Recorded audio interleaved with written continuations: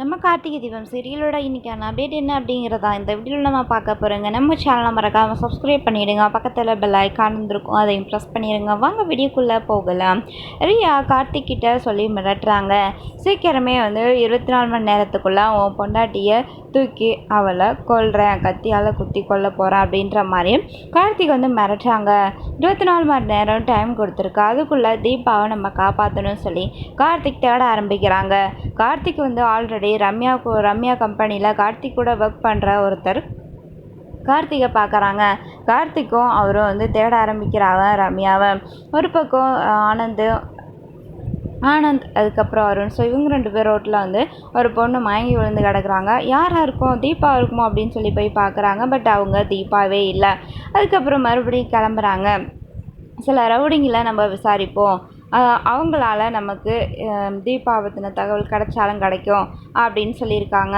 ரியா அவளாக தீபாவை தூக்குறதுக்கு வாய்ப்பில்லை. ஆனால் சில ரவுடிங்களை வச்சு கண்டிப்பாக தீபா கடத்துறதுக்கு வாய்ப்பு இருக்குன்ற மாதிரி நம்ம ஆனந்தும் அருணும் சொல்லிக்கிட்டு தேட ஆரம்பிக்கிறாங்க. இன்னொரு பக்கம் கார்த்திக்கும் தேட ஆரம்பிக்கிறாங்க.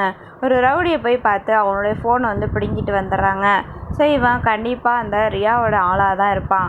ஸோ இவன் ரியா கிட்டேருந்து ஃபோன் வரலன்னா இவங்கிட்ட ஃபோனை ரிட்டன் கொடுத்துருவோம்.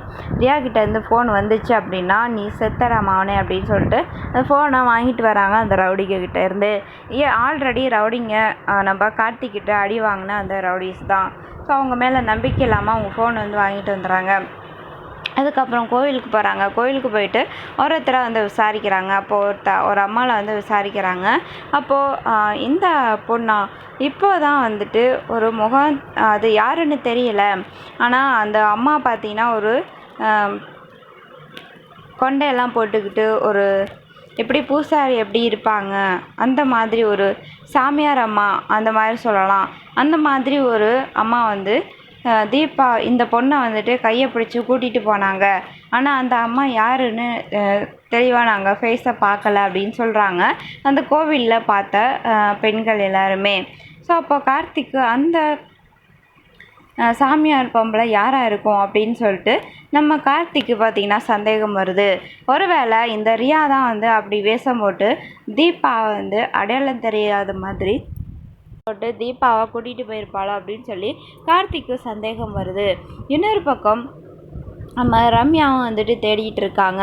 ஸோ அவங்களுக்கும் தெரிய வருது இந்த மாதிரி ஒரு அம்மா கூட்டிகிட்டு போனாங்க இந்த பொண்ணை அப்படின்னு சொல்லி அந்த கோவிலே இன்னொரு அம்மாவும் ரம்யாவுக்கு சொல்கிறாங்க. ஸோ ரம்யாவும் ஒரு பக்கம் தேடிக்கிட்டு இருக்காங்க. ஸோ யாராக இருக்கும் தீபாவை கடத்துனது அப்படிங்கிறத நம்ம அடுத்த சீனில் தான் பார்க்க முடியும். இந்த ஒரு சீன்ஸ் ரிவ்யூ உங்களுக்கு பிடிச்சிருந்ததுன்னா